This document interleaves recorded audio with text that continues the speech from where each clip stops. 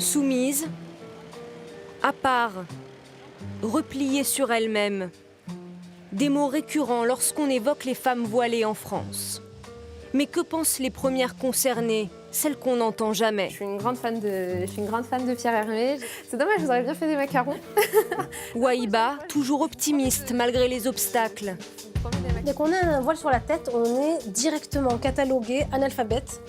On ne sait pas lire, on ne sait pas écrire. Asma, qui avec ses vidéos beauté veut casser les préjugés sur les femmes voilées. Et Karima, pour qui ce foulard était devenu trop lourd à porter. Je me disais, j'en ai marre qu'on me regarde. J'ai envie de redevenir anonyme comme j'étais avant. 3 femmes actives et leur histoire avec le voile. Nous n'avons pas cherché à savoir pourquoi elles l'avaient mis, mais seulement comment elles le vivent au quotidien. Rencontre avec celles qui, en cherchant à se protéger des regards, suscitent l'effet inverse.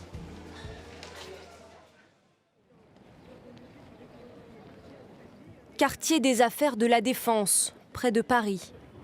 Allô. Allô. Wahiba a rendez-vous avec son plus gros client, une start-up dans le domaine de l'énergie qui avait lancé un appel d'offres pour concevoir sa stratégie de communication. Les projets présentés étaient anonymes et c'est celui de Wahiba qui a été retenu parmi une dizaine d'autres. Donc là, il faut vraiment qu'avec Zenedia, on puisse également créer un attachement à la marque. Avant leur première rencontre, il y a quelques mois, Jérémy Matra ne savait pas que Wahiba portait le voile. Si on m'avait interrogée, j'aurais répondu en conséquence, mais on ne m'en a pas parlé. Donc pour une fois qu'on ne m'en parle pas et qu'on me prend comme une personne normale avec des compétences professionnelles, je ne voyais pas l'intérêt de mettre ça sur le tapis. Des packs bien présentés. Mais les choses n'ont pas toujours été aussi simples. Le principe, c'est de vendre de l'usage. Voici Wahiba, il y a 2 ans, lors de son discours de fin d'études dans son école de communication. La jeune femme est major de promo et elle a déjà encaissé les coups.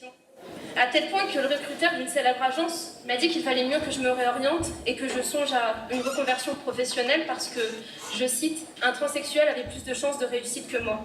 Je vous avoue que j'ai eu mal, j'ai eu très mal. J'ai même songé à tout abandonner, à suivre le conseil de ce monsieur, mais je ne l'ai pas fait finalement. Dans ce bureau de la Défense, c'est la première fois qu'ils abordent le sujet. Ça, c'est ce qu'on va voir aujourd'hui. Je ne sais pas ce qu'il pense du voile, par exemple. Et en fait, si ça se trouve, il a une aversion pour le voile, je ne sais pas.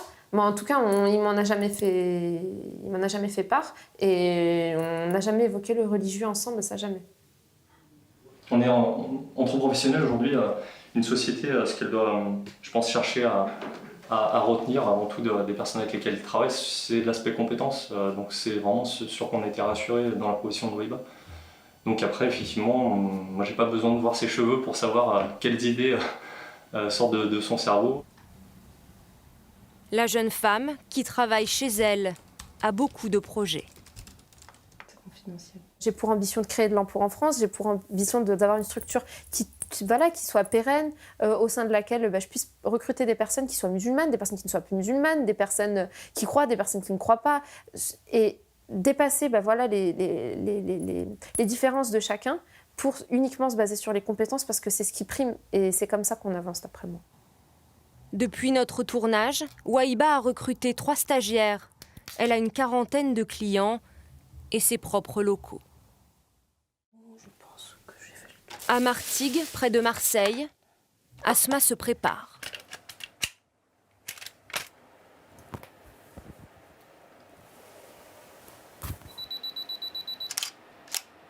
Coucou mes chifis, bonjour. Alors aujourd'hui, je viens avec un haul beauté. Alors je vais commencer comme d'habitude par les soins et je vais continuer par le maquillage. Il n'y en a pas beaucoup de soins. Il y a 4 ans, elle a créé sa chaîne en ligne où elle prodigue ses conseils beauté. Mais moi, ce que je fais, c'est que je la mets jour et nuit. Merci d'avoir pris du temps pour m'envoyer vos numéros. Je vous en remercie du fond du cœur.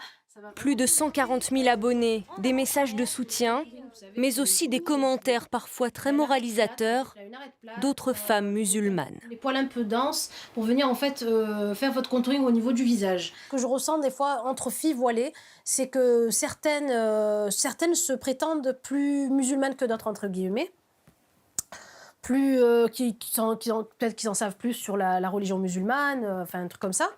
Et du coup, ça a fait, j'ai l'impression, comme des hiérarchies. Alors quand je mets un bandana ici, bon, et pourtant je cache toujours mon cou, je montre pas mon cou nu. Ah non, mais c'est pas le vrai voile, ça. C'est franchement, t'abuses, tu vas trop loin, tu montres trop ta vie privée. Voilà, c'est tout le temps, voilà. Et j'ai l'impression que c'est beaucoup plus les musulmanes qui me jugent que les filles qui ne le sont pas, quoi. Aujourd'hui, Asma assume ses vidéos et s'amuse même parfois des critiques. Mais au début, elle s'est beaucoup interrogée. J'avais des nuits où genre je dormais, je me disais ah mais peut-être qu'il faut que j'arrête YouTube, peut-être que ah ouais non franchement est-ce que je vais pouvoir gérer les pointes que je reçois comme ça à chaque fois. Et maintenant je fais comme plein de youtubeuses font, donc j'enlève, je coupe, je bannis les bons messages positifs, je les garde, le reste j'efface. Alors c'est bon, je pense que je vais prendre ça. Karima a 38 ans. Elle vit en région parisienne. Non, mais avec le voile, tu m'as jamais vu, mais je vais te montrer là, regarde. Cette mère de 2 enfants a porté le voile pendant 4 ans. Un choix spirituel et personnel qu'elle raconte à sa voisine et amie, Linda. Pour moi, en fait, c'était pas de le mettre entre 4 et 5 ans. Lorsqu'elle décide de mettre le foulard, Karima a 32 ans. Elle le retire au travail pour ne pas imposer de polémique, dit-elle. Le reste du temps, elle le porte, mais appréhende le regard des autres. C'était ça le plus dur pour moi, en fait. C'était pas de le mettre. C'était de me dire, oh là là, les voisins, les mamans à la sortie des classes, comment elles vont réagir en me voyant. Déjà, j'avais cette appréhension-là. Et ça s'est confirmé, malheureusement.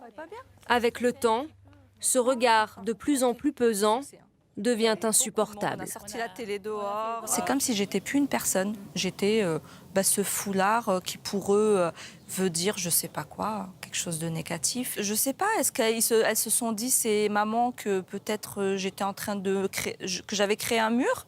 Non, c'était pas du tout le but. Mon sourire était toujours là. Ouais. Je leur disais toujours bonjour, mais j'avais des gens qui ne me répondaient plus. Tout à fait. Non, on n'en mange pas tous les jours, je vous rassure. Karima n'est pas un cas isolé, mais elle est la seule à avoir accepté de nous raconter son histoire. Je vais prendre juste les verres avec le café, là. Je reviens. Sentiment d'échec, de culpabilité, crainte d'être jugée, la parole de ces femmes est rare. Et aujourd'hui, ça vous pèse encore? De l'avoir enlevé? Ça ne me pèse plus parce que je pense que je me dis, pour que je m'épanouisse tel que j'ai envie de m'épanouir ici en France, malheureusement, ça va être sans le voile. Là, maintenant. Dans 10 ans, 15 ans, ailleurs, je ne sais pas, ça sera peut-être différent.